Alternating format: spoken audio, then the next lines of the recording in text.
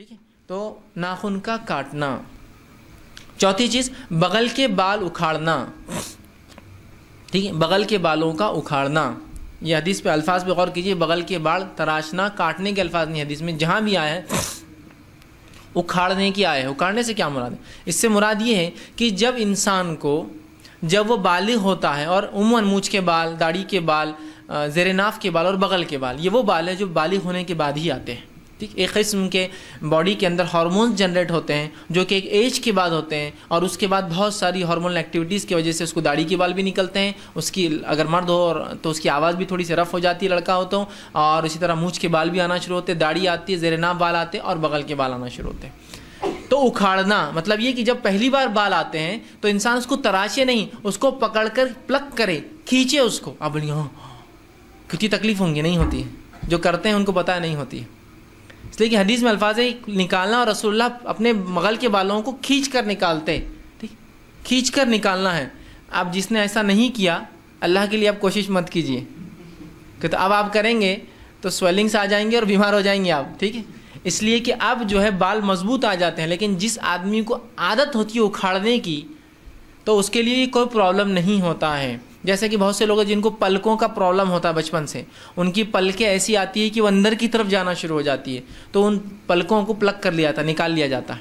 تو چونکہ وہ بچپن سے نکالتے ہیں تو ان کے لیے پلکیں نکالنا کوئی بات نہیں ہوتا. جب بھی تھوڑے دن پلکیں بڑھ جاتی ہے, ہفتہ دو ہفتہ, وہ کسی کو بولتے ہیں بچے کو گھر کے آؤ بیٹا نکالو, اور اس کو کھینچ کے خالی ہاتھوں سے نکال لیتے, کوئی تکلیف نہیں ہوتی ان کو, اس لیے کہ ان کی پلکوں کو عادت ہے شروع سے کھینچ کے نکالے جانے کی.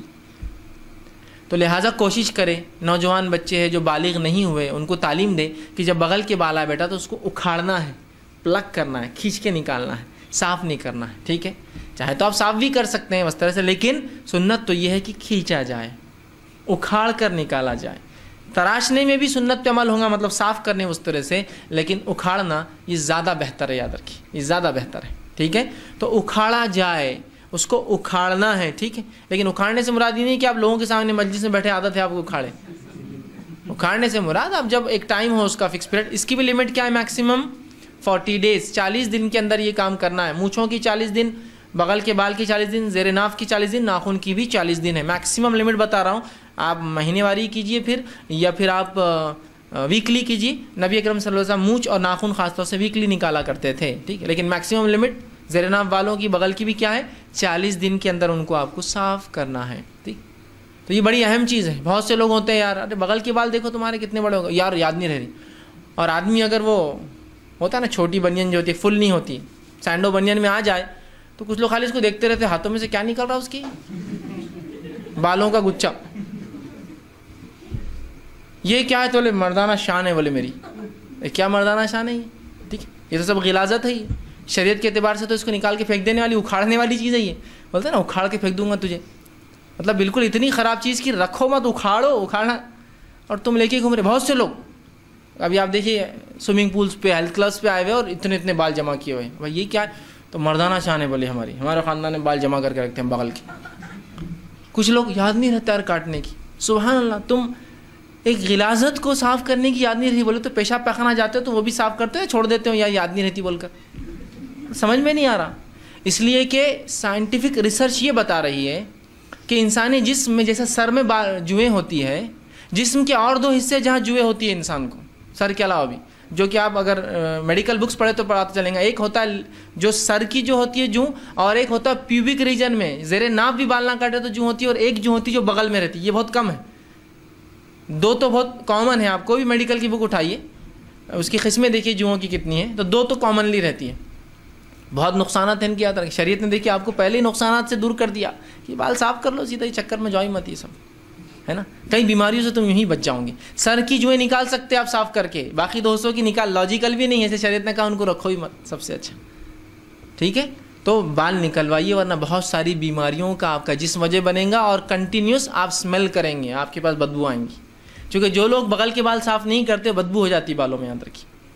ٹھیک, اور ایک صاحب مجھے بتانے لگے, یہ کوئی مطلب کوئی سنت سے ثابت نہیں, لیکن وہ مجھے بتانے لگے کہ مجھے جو ہے بغل کے بال کھینچنے کی, میں نے جب حدیث پڑھا تھا, میں جب چھوٹا تھا تب پڑھ لیا تھا, تو میں نے شروعات سے اپنے بغل کے بال نکالے, تو مجھے جو اس کا ایک بینیفٹ نظر آیا وہ یہ ہے کہ میرے بغل میں ویسی بو نہیں ہوتی جیسے عام لوگوں کے بغل میں بو ہوتی. مطلب وہ لوگ جو صاف بھی کرتے ہیں ان کے بغل میں بہت بغل میں بہت ہی، اس لیے ڈینڈرف جو ہے مختلف قسم کے سپریز آتے ہیں بغل کے لیے، صرف ہے نا بغل کے لیے آتے ہیں، اس لیے بہت سے لوگ کبھی کبھار وہ لے کے آ جاتے لگا کے شان بتاتے، میں وہ مارتا بیٹا کبھی وہ نہیں آتی اپنے بغلوں میں، مطلب بغل ایسی جگہ ہے جہاں بہت زیادہ آتی ہے نا. تو ان کا یہ کہنا تھا کہ چونکہ میں شروع سے سنت پہ عمل کر رہا ہوں، ایک فائدہ جو میں نے محسوس کیا کہ عموماً لوگوں کے بغل میں جو بو آتی ہے وہ اس طرح سے جو صاف کرتے ہیں ان کے بھی، میری بغل میں بو نہیں آتی، اس لیے کہ میں شروع سے کھینچتا ہوں. میں بھی کوئی ایسا وجوہات رہی ہو کہ کھینچنے سے وہ گلینڈ سی نہ ہو جو اس طرح کی اسمیل پروڈیوس کرتے ہوئے اس طرح سے، واللہ عالم. بہرحال ہم کوئی اس کو فیکٹ نہیں بولتے ہیں، لیکن ایک فائدہ انہوں نے مجھے اپنی ذاتی ایکسپیرینس سے بتایا. دیکھیے آپ کتنے فائدے ہیں. ویسے سنت پہ آپ فائدے ہو مت ہو سوچی مت، اس پر بس عمل کیجئے، آپ کی زندگی کامیاب رہیں گی اور آخرت کامیاب رہیں گی. جان لینے سے اور انسان کو خوشی ہوتی ہے کہ دیکھو اتنے فائدے بینیفٹس بھی میڈیکل. ٹھیک، تو تیسری چیز تھی جو ہے اس میں، چوتھی چیز تھی بغل کے بال اکھاڑنا.